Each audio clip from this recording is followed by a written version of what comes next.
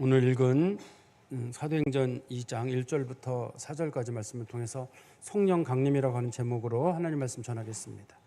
오늘은 성령 강림절입니다. 기독교에 3대 절기가 있는데요. 첫 번째가 우리가 부활절이고, 두 번째가 성탄절이 있고, 세 번째가 성령 강림절입니다. 그런데 이제 한국 교회들은 오래전부터 성령 강림절보다는 맥추감사절이라는 이름으로 오늘을 지키는 경우가 많습니다. 맥추감사절은 성경에서 말하는 이제 구약의 절기고요. 오순절은 신약에 관련돼 있고, 성령 강림절도 마찬가지로 주로 신약에 관련된 절기이기 때문에 저희 교회는 몇 년 전부터 우리 성령 강림절로 지키자라고 얘기를 했고, 그리고 또 당회에서 또 우리가 성령 강림절 날은 특별히 성찬식을 하자고 해서 저희 교회가 성찬식도 같이 하고 있습니다. 성령께서 오신 사건은 기독교의 굉장히 중요한 사건 중에 하나입니다. 예수님 오신 사건도 중요하고 천지창조도 중요하지만 그에 못지않게 성령께서 임하신 사건도 굉장히 중요한 사건입니다. 성령님은 어떤 분이시냐면 삼위일체 하나님의 한 분이시고, 예수님을 증언하는 예수의 영이시고, 아버지와 아들로부터 나오시는 분, 영원토록 나오시는 분이십니다. 우리가 때로는 이해하기는 어려운 면도 있습니다만 영원토록 아버지와 아들로부터 나오시는 분, 이거 말 한마디에 따라서 아들로부터만 나온다라든지 아버지로부터만 나온다고 하면 이단이 돼요. 이것 때문에 과거에는 죽은 사람도 꽤 많거든요. 그래서 우리는 아버지와 아들로부터라고 이렇게 신앙 고백을 합니다. 부활하시고 승천하시기 전에 예수님께서 제자들에게 성령을 받으라라고 말씀하셨습니다. 우리 1장 5절에 한번 보시겠어요? 1장 5절에 보시면 요한은 물로 세례를 베풀었으나 너희는 몇 날이 못되어 성령으로 세례를 받으리라 하셨느니라, 이런 말씀 있잖아요. 예수님께서 승천하시기 전에 제자들에게 하신 말씀이거든요. 예수님께서 성령을 받으라, 그리고 난 다음에 말씀하시기를 성령 받으면 뭐 하느냐. 성령 받으면 8절 보십시오. 요한 사도행전 1장 8절에 보시면 오직 성령이 너희에게 임하시면 너희가 권능을 받고 예루살렘과 온 유대와 사마리아와 땅끝까지 이르러 내 증인이 되리라 하시니라. 된다는 말이 아니라 당연히 되게 된다는 뜻이잖아요. 너희들이 되어라가 아니라 되리라라고 표현하고 있거든요. 그러니까 성령 받은 사람들은 자연스럽게 세상 끝까지 가서 하나님의 말씀을 전한다는 뜻이에요. 우리가 사도행전을 자세히 보면 사도행전의 앞부분에 예루살렘에서의 교회가 시작된 게 나오거든요. 조금 지난 다음에 그 7 집사님이 사마리아에서 복음을 전하는 내용이 기록이 돼 있어요. 그러다가 그 성도들이 빨리 복음을 전해야 되는데 안전하니까 로마 사람들이나 유대인들이 박해를 많이 해가지고 기독교인들이 예루살렘에 살지 못하고 쫓겨나게 됩니다. 그래서 여기저기 쫓겨나다가 그 중에 일부가 안디옥이라는 곳에까지 가게 돼서 거기서 이제 그 이방인들에게 복음을 전하게 되고, 이방인들에게 복음을 전하다가 그 교회 성도들이 야, 우리 그럼 세계 선교를 합시다. 누가 가는 게 좋겠습니까? 하고 하나님께 기도했더니만 바나바랑 사도 바울을 보내라. 그리고 두 사람이 세계 선교를 하잖아요. 그리고 사도 바울의 마지막 죽음 앞에서 나타낸 모습을 보이고 사도행전이 끝나게 되거든요. 그러니까 우리가 예수님께서 말씀하신 그 명령을 예수님의 제자들은 끝까지 그걸 실천하려고 꽤 오랫동안 고생을 했습니다. 그리고 나서 예수님께서 승천하시기 직전에 너희들이 성령을 받는다고 말씀하신 그 약속을 따라서 언제 성령이 오는지는 몰라요, 사람들이. 그런데 언젠가는 성령이 오시겠지 하고 흩어지지 않고 사람들이 하나님 앞에 날마다 기도를 했는데, 그때 모여서 기도한 사람의 숫자가 120명이라고 성경에 기록이 되어 있는데요. 이 120명의 사람들이 모여서 날마다 전심으로 기도를 하는데 그 전심으로 기도하는 가운데 성령 강림이 있었습니다. 그러니까 기도했기 때문에 성령 강림이 있는 게 아니라 그 성령을 받고 성령의 충만함을 받기 위해서는 반드시 기도가 선행돼야 된다는 뜻이에요. 그냥 성령의 역사가 일어난다는 뜻은 아닙니다. 원래 그때 그 120명은 누구냐? 예수님의 12 제자, 그 다음에 예수님을 따르던 그 갈릴리에서부터 왔던 여자들, 예수님의 어머니 마리아, 그다음에 그동안 예수님을 믿지 않았던 예수님의 동생들, 그 전에 예수님을 잘 따르지 않던 그 사람들이 예수님의 부활 사건을 보면서 많이들 변화를 받고 예수님을 믿게 됐거든요. 그 사람의 숫자가 120명이나 됐으니까 12 제자의 10배나 되는 사람들이 예수님을 믿고 따랐다라고 우리가 보면 될 것 같아요. 오늘 본문의 말씀에 보면 그 성령이 내려오시는 장면이 거기에 기록이 되어 있습니다. 우리 2장 1절에 보십시오. 오순절 날이 이미 이름에 그들이 다 같이 한 곳에 모였더니 오순이라는 말의 뜻이 50이라는 말의 한문식 표현이에요. 오순이라는 말의 뜻이요. 50이라는 뜻인데 사실 이 오순절이라는 말은 이 말 자체는 구약 성경에는 없는 용어입니다. 소위 중간기라 그래가지고 말라기 성경부터 시작해가지고 우리 이제 신약 성경에 기록되는 그 시기 예수님 탄생하는 그 과정 가운데 시기를 중간기라고 부르거든요. 그때 이제 오순절이라는 용어가 등장을 하게 됐습니다. 그때 예수님의 그 제자들과 같이 기도하던 사람들이 모여서 기도를 했는데 성도들은 일반적으로 그 기도한 장소가 이제 기독교인들끼리 이제 아름아름 전해진 게 이제 마가의 다락방이다 이렇게 알고 있거든요. 우리가 마가의 다락방이라고 알고 있는데 성경에는 마가의 다락방이라고 되어 있지는 않습니다. 정확하게는 기도한 것이 마가 요한의 어머니 마리아의 집이라고 되어 있습니다. 사도행전 12장 12절에 보면요.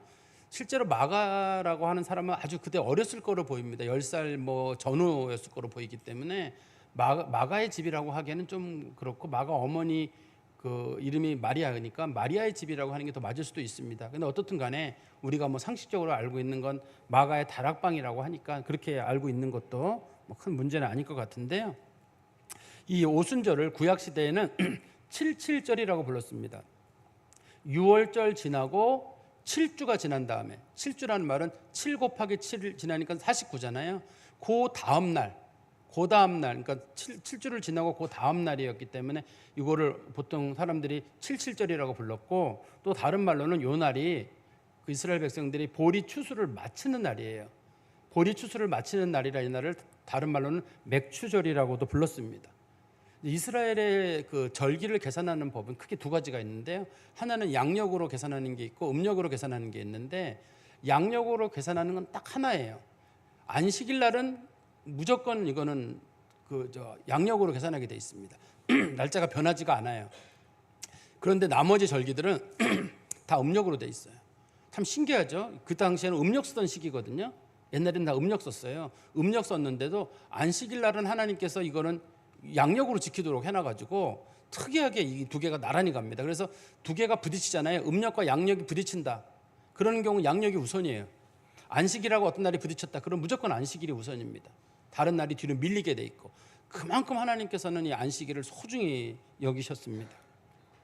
그런데 이스라엘 백성들이 중요하게 여기는 절기 중에 첫 번째가 6월절이라고 하는 절기가 있어요. 이스라엘 백성들이 출애굽 한 날을 이제 기념하는 날인데요. 그 출애굽 한 날이 정확하게 이스라엘 달력으로 1월 14일입니다. 1월 14일인데 1월 14일이 요즘 우리나라 달력으로 1월 14일은 아닙니다. 이스라엘 백성들이 출애굽한 그 해에 그 달을 1년 1월 1일로 계산하기로 사람들이 합의를 본 거거든요, 당시에. 그래서 그 해에 14일 날에 이스라엘 백성들이 출애굽을 하게 되는데 요즘 달력으로는 3월 중순에서 4월 초순쯤 됩니다. 우리가 보통 얘기하는 그 부활절 있잖아요. 부활절이 6월절하고 절기가 겹칩니다, 일반적으로. 그런데 이 소위 6월절에 보면 6월절이 두 개로 나눠져 있습니다. 하나는 6월절이 총 8일이거든요. 8일인데 첫 번째 날을 6월절이라고 부르고 두 번째 날부터 마지막 8번째 날까지를 합쳐서 요거를 무교절이라고 불러요. 그런데 이 무교절 중에 이게 8일이다 보니까 중간에 하루 안식일이 껴요. 그 안식일이 끼는데 그 다음 날 있을 거 아니에요. 안식일 날은 일을 안 하니까 그 다음 날이 되면 사람들이 처음으로 그 보리 베기를 시작합니다. 보리를 베기 시작해가지고 보리를 베고 나서 50일이 지나요. 그러면 보리 베기를 마치고 그날부터는 밀베기를 합니다. 그래서 첫날 보리를 베는 거를 초실절이라고 하고 그다음에 이스라엘 백성들이 밀 베는 거 있잖아요. 밀 베는 것도 초실절이라고 하는데 그건 두 번째 초실절이라고 부릅니다.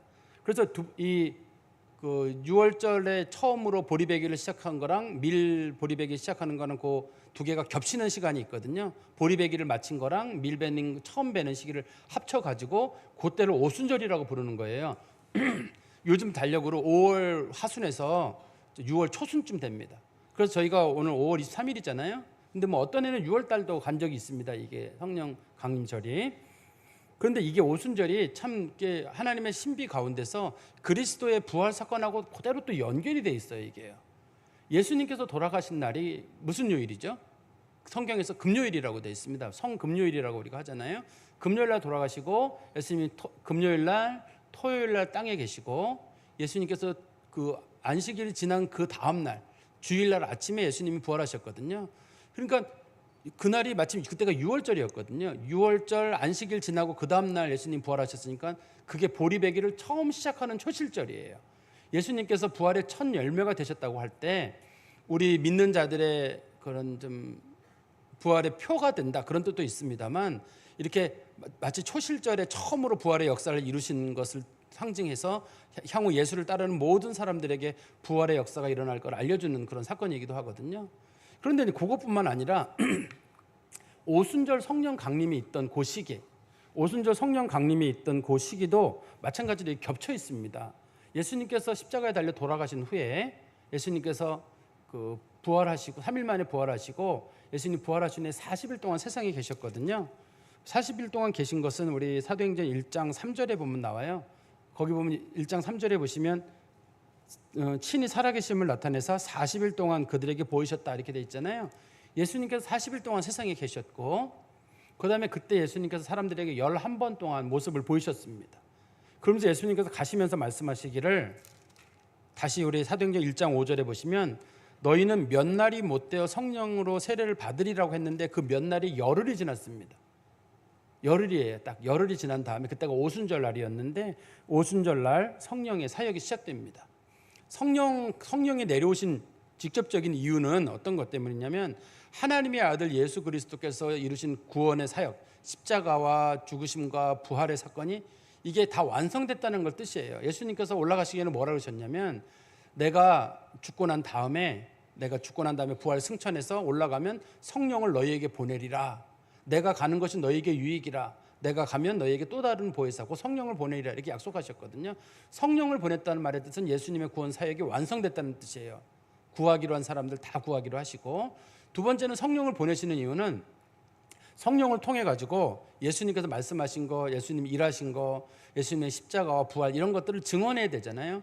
성령께서 오셔서 믿는 자들 속에 거하시면서 그들의 마음을 움직여 가지고 그들 속에서 부활 이 성령으로 말미암아 능력의 역사가 나타나게 하시는 게 두 번째고 그다음에 예수님께서 성령을 보내심을 통해 가지고 구원받기로 한 사람들 그들 속에서 성령께서 앞으로 역사하실 거거든요. 그 전에 예수님 세상에 계실 때에는 예수님이 육신을 입고 있었기 때문에 한계가 좀 있었어요. 그렇지만 이제는 성령께서 임하셔가지고 모든 사람들의 마음속에 택한 백성들의 마음속에 자리를 잡으시고 역사하시게 됩니다. 우리 성경 말씀 다시 보십시오. 사도행전 2장 2절에 보시면 호련히 하늘로부터 급하고 강한 바람 같은 소리가 있어 그들이 앉은 온 집에 가득하며 마치 불의 혀처럼 갈라지는 것들이 그들에게 보여 각 사람 위에 하나씩 임하여 있더니 그때 갑자기 아주 기이한 자연 현상이 나타나게 됐거든요. 여기 나오는 현상은 크게 두 가지인데요. 하나는 바람이라는 현상이 하나가 있고 두 번째는 불 현상이 있습니다. 그런데 이 바람과 불은 그 하나님께서 임재하실 때 나타나는 증상이에요. 우리가 성경에 보면 열왕기상 19장 11절 12절에 보면 그 엘리야가 그 아합왕하고 이세벨을 피해 가지고 호렙산에 가 있었거든요. 그래서 거기가 이제 자기가 하나님 앞에 죽기를 소원하고 거기서 기도하고 있었는데 그때 큰 바람이 부는데 얼마나 바람이 많이 부는지 바위가 깨질 정도로 바람이 많이 불었다 이렇게 돼 있거든요. 그리고 난 다음에 또 불이 나타나가지고 불이 붙어가지고 야 저기 불이 뭔가 하는데 불도 다 지나고 난 다음에 세미한 가운데 하나님의 임재가 있었습니다. 그래서 여기서 말하는 바람과 불은 구약 시대에 말한 여호와 하나님과 성령 하나님이 같은 하나님이라는 걸 뜻해요.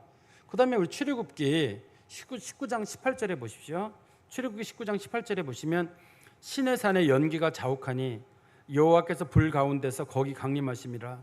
그 연기가 옹기 가마 연기같이 떠오르고 온 산에 크게 진동하며 거기도 나오죠. 모세가 십계명을 받으러 올라갔을 때거든요. 이때가요. 모세가 십계명 받으러 시내산에 올라갔는데 시내산을 다른 이름으로 호렙산이라고도 부릅니다. 거기 올라가 가지고 하나님 앞에서 두 돌판을 받고 내려오게 되는데 그때에도 가보니까 하나님이 불 가운데 거기 계신 거예요. 그런데 어떤 분들은 여기 나오는 이 불이라는 개념을 뜨겁다는 개념으로만 받아들이셔가지고 성도들에게 불 받아라 이렇게 말씀하시는 경우 있잖아요. 근데 그거는 그분들의 뜻은 성도들이 뜨겁게 되기를 바라시는 차원에서 말씀하시는 것 같은데 성경적인 내용하고는 좀 맞지가 않습니다. 성경에서 말하는 불은 하나님이 나타나시기 전에 나타나는 임재의 모습이에요. 그렇지만 여기서 바람이라든지 불이라든지 이런 거를 일반인들은 모릅니다. 거기 있는 사람만 알아요. 바람이 불었는데 다른 사람들은 몰라요. 우리 요한복음 3장 8절에 보시면, 요한복음 3장 8절입니다. 바람이 임의로 불매 내가 그 소리는 들어도 어디서 와서 어디로 가는지 알지 못하나니 성령으로 난 사람도 다 그러하니라. 지금 이게 이 성령의 바람에 관련된 얘기를 꺼내고 있는데요. 성령의 바람이 불고 있는데 하나님의 임재가 있지만 120명 기도하던 사람들은 영적 체험이 있어요. 특별히 하나님 역사하시는구나 깨닫게 되고, 예수님 말씀하신 게 떠오르게 되고, 구약 성경에 성령이라는 말과 바람이라는 말이 같은 단어예요. 히브리어는 똑같아요. 루아흐라고 그래서 똑같이 사용되고 있는데, 그러니까 예수님의 제자들은 이건 이 바람은 이건 성령을 뜻하는구나. 예수님의 제자들은 금방 알죠. 또 불을 보면서도 이거는 그 호렙산에서 나타났던 하나님의 임재의 모습이구나 금방 알아요. 그런데도 이 일반인들은 들리지도 않고 보이지도 않고, 청각적인 역사는 바람이 청각이고, 그게 청각과 이제 피부에 스치는 촉각적인 걸 거고, 눈의 시각적인 것은 불의 역사를 통해서 예수님의 제자들이 성령의 임하심을 보게 됩니다. 그런데 2절에 다시 3절에 보시면 마치 불의 혀처럼 갈라지는 것들이 그들에게 보여 각 사람 위에 하나씩 임하여 있더니, 여기 보면은 성령께서 임하시는데 불의 혀처럼이란 말의 뜻은, 여기서 어떤 분들이 불만 강조하는데, 불의 혀라는 말의 뜻은 불이 한 번에 나무에 붙기 시작할 때 하나씩 불이 확 퍼지잖아요. 번지는 거. 여기는 사람이 120명이라 그러면 120명에게 동시에 성령이 임하시는 게 아닙니다. 한 사람 한 사람씩 임했다고 돼 있거든요. 왜냐하면 성령은 집단적으로 임하는 게 아닙니다. 어느 교회, 어느 집단 이렇게 임하는 게 아니라 성령은 개별적으로 역사하시기 때문에 한 사람 한 사람에게, 그러니까 불이 하나씩 누군가가 갑자기 저 성령 받았어요, 누구 성령 받았어요, 이런 식으로 얘기를 하면서 성령 받는 역사들이 나타나게 됩니다. 그리고 거기 보시면 하나씩 임하여 있다 이런 표현이 있잖아요. 임하다란 말의 뜻은 우리나라 말은 뭐 왔다 이런 뜻인데, 성경적인 표현으로는 우리 안에 앉아 계신다 이런 뜻이에요. 이게 그래서 오순절 성령 강림 그때 있을 때 성령께서 성도들의 마음속에 들어와서 자리를 잡으시는 거예요. 이 구약 성경과 달라요. 구약 성경에는 모세도 있고 사무엘도 있고 다윗도 있잖아요. 그런 사람들에게는 성령의 감동이 있었어요. 성령께서 그들에게 감동을 주신 겁니다. 그렇지만 신약 시대에는 예수 그리스도께서 올라가시면서 우리 안에 거하시고, 또 우리가 주님 앞에 거하는 증거로 성령을 우리 가운데 보내주셔가지고 성령이 우리 안에 거하시는 거예요. 이건 신비예요. 그래서 영원히 우리를 떠나시지 않아요. 그러나 구약 시대에는 성령이 떠나기도 하고 역사하지 않기도 하죠. 성령이 떠났을 때 사울왕은 미쳐버리는 사건이 있었거든요. 다윗 같은 경우는 자기가 우리 안에 밧세바를 범하고 난 다음에는 하나님께 기도하기를 딱 한 가지, 주여 주의 성령을 내게서 거두지 마십시오. 하나님이 걷어버리면 다윗이 아무것도 아닌 게 되는 거예요. 그렇지만 신약 시대에는 하나님께서 성령을 보내주셔가지고 다시는 우리가 떠나지 않겠다고 약속하신 것인데, 그 성령이 지금 우리 가운데 내려온 겁니다. 그리고 4절에 보십시오. 그들이 다 성령의 충만함을 받고 성령이 말하게 하심을 따라 다른 언어들로 말하기를 시작하니라. 여기는 사람들이 모두 성령의 충만함을 받았는데, 성령의 충만함을 받은 결과는 여러 나라 말로 사람들이 말하기 시작했다는 겁니다. 그런데 우리가 여기서 성경을 볼 때 중간에 잠깐 좀 언어적인 정리를 할 필요가 있어요. 성령 충만, 성령 세례, 성령의 기름 부으심, 이런 용어들을 우리가 가끔씩 쓰잖아요. 그런데 여기도 보면은 성령 충만이란 말이 나왔는데 이거 무슨 뜻인가? 여기는 성령 충만이란 말을 썼습니다만 엄밀하게 우리가 이해하는 말로는 성령 강림이에요. 이때는 성령 충만이란 말은 성령이 우리 가운데 역사하는 거잖아요. 뜨겁게 이렇게 역사하는 거를 성령 충만이라고 부르잖아요. 우리로 성령으로 가득 차는 걸 성령 충만이라고 부르는데, 그거랑은 다른 차원입니다. 여기서는 그렇게 용어는 성령 충만이라고 썼습니다만 성령 강림이라는 말이 맞아요. 그런데 예수님 같은 경우, 예수님이 성령을 받으시는 경우가 있거든요. 예수님께서 세례를 받으실 때 성령이 비둘기같이 예수님 위에 머무르는 것을 세례 요한이 보고 저는 세상 죄를 짓고 가는 하나님의 어린 양이다라고 고백을 했잖아요. 그러면 예수님이 성령을 받느냐? 예수님은 성령을 받질 않죠. 왜냐하면 왜 안 받냐면 예수님은 본인이 성령을 가지고 계신 성령의 담지자라고 합니다. 성령을 포함하고 계신 삼위일체 하나님 중에 한 분이시거든요. 그렇기 때문에 성령을 따로 받을 필요가 없어요. 그러면 예수님에게 임했던 성령은 뭐냐? 성령의 기름 부으심이라고 합니다. 성경에서 기름 부으심이란 왕이나 제사장이나 선지자 같은 사람들이 일을 시작하도록 하게 하는 것, 그때 성령의 기름 부으심을, 그들에게 기름을 부어가지고 일을 시작하게 하는데, 예수님에게는 인간이 쓰는 기름이 아니라 성령으로 기름 부으셔가지고 메시아로서의 사역이 본격적으로 시작됐다. 예수님의 공생애가 시작될 때 그때 성령의 기름 부으심이 있습니다. 그러니까 누군가가 어디 뭐 기도원이나 집회 같은 데 가면 성령의 기름 부으심이 있어야 돼라는 용어를 막 쓰는 경우가 있는데, 성경적인 용어로 성령의 기름 부으심은 하나님의 일을 감당하도록 하기 위해서 하나님이 능력을 주시는 것. 성가될 수도 있고 뭐 교사일 수도 있고 주차할 수도 있고, 하나님께서 그 일을 감당하도록 능력을 주시는 걸 성령의 기름 부으심이라고 합니다. 그리고 성령 세례와 성령 충만이라는 말도 이것도 사실 혼동적에 사용돼요. 여러 가지 뜻으로 사용되고 문맥에마다 다르기 때문에 아까도 말씀드린 대로 이게 분명히 성령 충만이라고 여기 나오지만 성령 강림이라고 보는 게 제가 좋겠다고 말씀드린 이유도 그런 것 때문이에요. 혼동하게 사용되긴 하는데 문맥을 잘 보시면서 결정을 합니다만, 성령 세례라는 말의 원래 뜻은 예수 믿는다는 뜻이에요. 우리가 예수 믿으면 믿는다고 하면 물 세례 주듯이 성령 받으면 성령 받으면 예수 믿게 되거든요. 예수 믿고 성령 받고 예수 믿고 이 두 개가 같이 동시에 일어나는 사건이거든요. 그래서 성령 세례란 말의 뜻은 예수 믿는다는 뜻이에요. 그러니까 너 성령 세례를 받아야 돼. 성령 세례는 내가 받고 싶어 받는 게 아니라 택한 백성들에게 성령에서 임하시는 거예요. 이게요. 구원 백성들에게. 그래서 예수를 믿을 때 성령께서 우리 가운데 임하시는 것, 이걸 성령 세례라고 부르고, 성령 충만이라는 말은 예수 믿고 우리 가운데서 성령의 역사가 나타나는 거예요. 이제 많은 분들은 여기서 어디에 무게를 두냐면, 성령 충만 받아가지고 내가 병도 고치고 예언도 하고 내가 또 뭐 방언도 하고, 그거는 성령의 은사라고 부르는 거고 성령 충만하고는 관련이 있지 않습니다. 특별히는 직접적인 관련은 없고, 성령 충만의 역사를 받게 되면 성령께서 내 안에 들어오셔서 나를 움직이는 거예요. 새로운 사람으로 바꾸는 겁니다.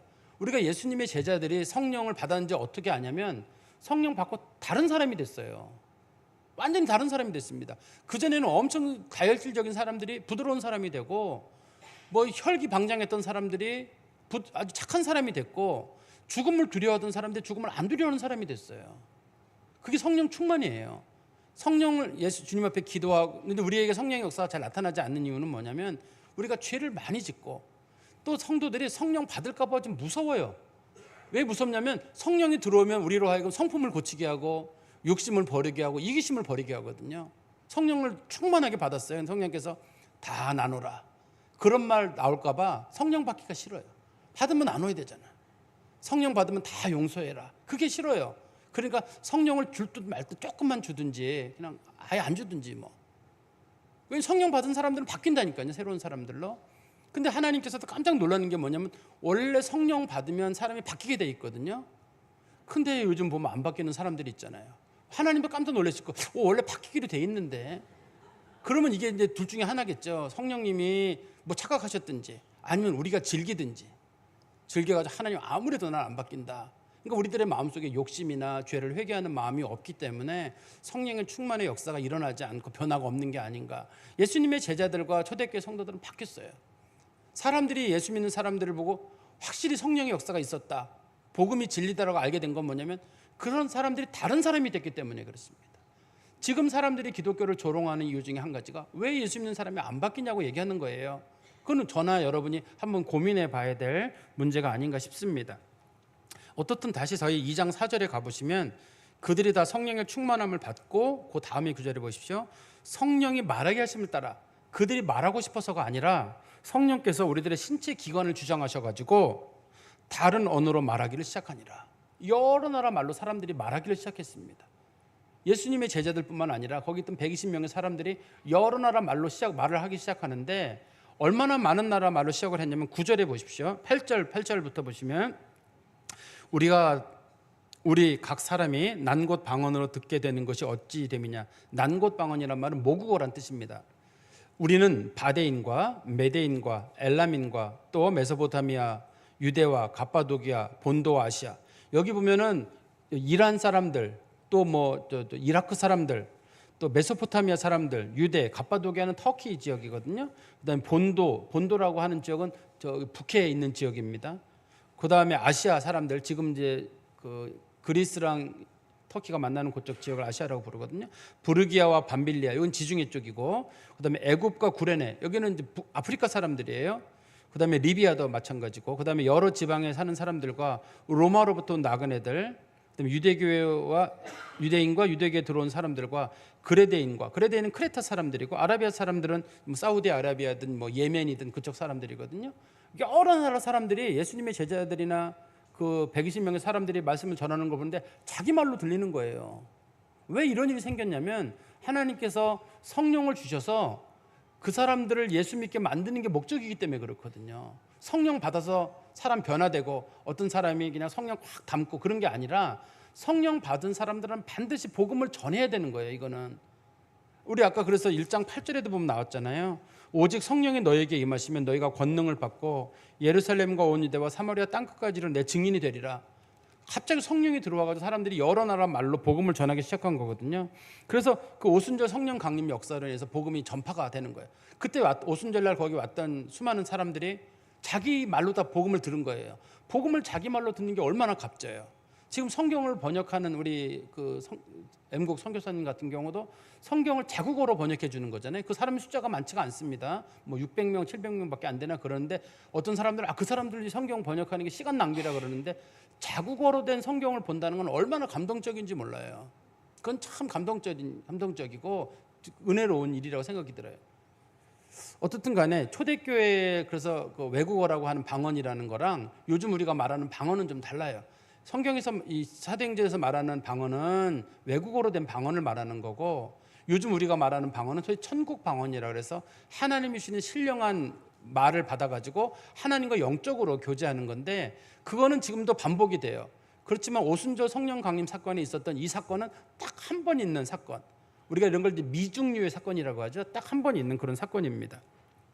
그런데 오순절 나타난 성령 충만 사건은 독특한 점이 있는데 이거는 충만이라는 이름으로 씁니다만 강림이라는 말이 맞고 이거는 성령의 역사를 나타내려고 하는 게 목적이 아니라 성령께서 임하셔가지고 사람들로 하여금 말씀을 전하려고 하게 하는 것, 예수가 주라는 걸 증거하려고 하는 게 이번 성령 강림의 주 목적입니다. 성령 강림 자체는. 그래서 성령께서 이렇게 강림하신 이유는 예수님이 세상에 계실 때는 육신을 입고 계셨잖아요. 시공간적인 한계에 머물러 계셨거든요. 주로 유대 지방에 머물러 계셨는데 이제는 만민에게 복음을 전하는, 세계 어느 나라 사람이든지 간에 어느 곳에서든가 성령께서 역사하셔가지고 사람들에게 구원의 역사가 나타나는 거예요. 꼭 선교사가 가야지만 있는 건 아닙니다. 우리나라도 초대교회 성도들 중에 보면 자기들끼리 책 읽다가 기독교인이 된 우리나라가 아주 이례적인 경우의 국가 중에 하나거든요. 우리나라의 주로 초기 가톨릭 교인들인데 1850년 뭐 그 전후에 그 사람들 자기들끼리 책 연구하다가 성령 받고 예수 믿는 사람이 된 경우도 있거든요. 그러니까 하나님께서 기이하게 역사하시는 일이 우리 가운데 있습니다. 이 오순절 성령 강림에 관련된 걸 제가 다시 한번 정리해서 말씀드리면 성령께서 오신 것은 뭐냐면 예수님의 사역이 완성됐다는 것을 확증하는 순간이에요. 제가 아까도 말씀드렸었는데 예수님께서 말씀하시기를 내가 모든 구원의 사역을 마치고 하나님 나라에 올라가면 내가 하나님 나라 보좌 우편에서 반드시 성령을 너희에게 보내리라 이렇게 말씀하셨거든요. 그 약속을 지키셔 성령이 오신 겁니다. 그리고 그럼 예수님이 약속하신 거로 끝났느냐? 예수님께서 이루시고자 하는 구원 사역이 있을 거 아니에요. 이게 성령을 통해서 계속적으로 이루어져야 되거든요. 그래서 하나님께서 구원의 사역을 계속적으로 이루기 위해서 성령님을 보내주신 겁니다. 그래서 성령께서 지금도 믿는 자들 속에서 역사하시죠. 그 다음에 성령께서 우리 안에 거하심을 선언하는 거예요. 구약시대에는 성령이 감동으로만 역사를 하시거든요. 내주가 없습니다. 그러나 신약시대에는 우리가 성령이 우리 안에 내주하거든요. 그래서 우리가 성령의 성전이 돼 있고 그래서 성령의 성전된 몸을 더럽히는 자들은 하나님께서 멸하시리라 이런 말이 있어요. 너희들 하나님의 거룩한 성전인데 죄로다가 그걸 채우지 마라. 그러면 하나님께서 혼내신다 이런 말이 성경에 기록이 돼 있거든요. 그러니까 우리도 성령의 전이란 말을 감사하기만 받을 게 아니라 이거 죄지면 안 되겠구나. 조심해야 되겠다. 늘 회개의 삶을 사는 것이 우리들에게 필요합니다. 그런데 이 성령 강림의 특징은 성령이 오셨다는 말은 이거는 단회적이에요. 딱 한 번입니다. 반복적이지 않아요. 간혹 어떤 분들이 성령 받아라 하시는데 그건 아마 성령 충만에 대한 일반적인 그런 표현을 쓰신 것 같고 성령 충만이라는 말은 맞습니다만 성령의 임하심은 딱 한 번입니다. 실제로는 한 번이고 또 성령 강림은 그리스 문법으로 제2부정과거라 그러거든요. 딱 한 번 일어나는 일에 대해서만 기록하고 있는 그런 문법적인 용도도 사용되고 있습니다. 제가 말씀을 정리해서 말씀드리면 성령께서는 예수께서 구원을 이루셨음을 성령 오심으로 증명을 하셨고 계속적으로 우리 가운데 역사하시고 성령 받음으로 우리는 예수를 주라고 고백해요. 제가 성령 받았는지 어떻게 아냐면, 물론 변화까지 가면 좋겠습니다. 거기까지 안 가더라도 하나님을 아버지라고 부르고 예수를 주라고 고백하는 것.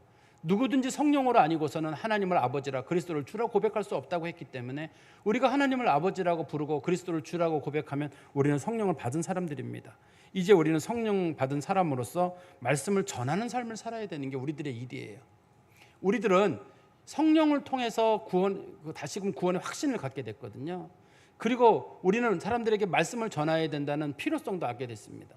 너희들 성령 받으면 반드시 말씀을 전해라고 했거든요. 그러면 우리는 이 자신이 신앙 고백을 하고 말씀을 전하는 가운데서 그 속에서 구원의 확신이 생겨요. 목사님, 저는 왜 구원의 확신이 없습니까? 구원의 확신이 없는 게 아니라 구원의 확신을 얻으려면 전해야 돼요, 사람들에게. 내가 자꾸 말씀을 전하는 가운데 성령의 역사가 활발하게 일어나는데, 우리는 안전하면서도 구원의 확신이 있기를 바라는 것. 특히 학생들 중에 그런 학생들 있죠. 시험 공부 안 하고도 좋은 성적을 얻는 것. 그런 게 쉽지 않잖아요. 그렇듯이 성령의 충만함 가운데서 성령으로 말미암아 확신 가운데 살려면은 하나님 말씀을 전하는 일도 필수적이에요. 그것이 가까이에는 주변에 있는 사람들, 가족들이고 멀리에는 선교까지 다 포함될 텐데, 우리 성도님들이 그냥 시간 보내지 마시고 그냥 우리 그냥 밥 먹고 놀고 이러다가 시간 보내지 마시고, 우리들의 인생을 어떻게든지 간에 하나님 말씀 전하는 일에 사용하고, 또 하나님이 그것 때문에 우리 구하신 거거든요. 나만 구원받는 게 아니라 다른 사람 구원하기도 하고 다른 사람들에게 말씀 전하라고 하나님 우리에게 성령 주신 줄 알고, 이런 성령 강림절이나 이런 때마다 그래, 내가 한 마음에 결심을 해서 내가 올해는 누구 하나 꼭 전도해야 되겠다. 내가 올해는 어떤 선교도 감당해야 되겠다. 내가 가는 선교가 아니면 보내는 선교라도 해야 되겠다. 또 성도들 중에는 나는 한번 선교사로 자원해야 되겠다 하는 그런 마음의 각오가 있기를 주님의 이름으로 소망합니다. 기도하겠습니다. 하나님 아버지, 주님의 은혜 감사합니다. 주께서 저희들을 버려두지 아니하시고 성령으로 함께 하시고 끝까지 저희를 지키시며, 저희들이 기도할 수 없을 때에도 성령으로 저희를 위해서 중보하게 하신 것 감사합니다. 우리가 예수 믿게 된 것은 우리의 결단이 아니라 성령의 은혜였고 그리스도의 은혜였음을 믿습니다. 주께서 저희들에게 성령 받은 사람들은 반드시 예수를 증언하는 일을 하라고 하셨사오니, 어디서든지 예수를 증언하는 일을 하며 살아가도록 저희들을 붙잡아 주시옵소서. 예수 그리스도의 이름으로 기도하옵나이다. 아멘.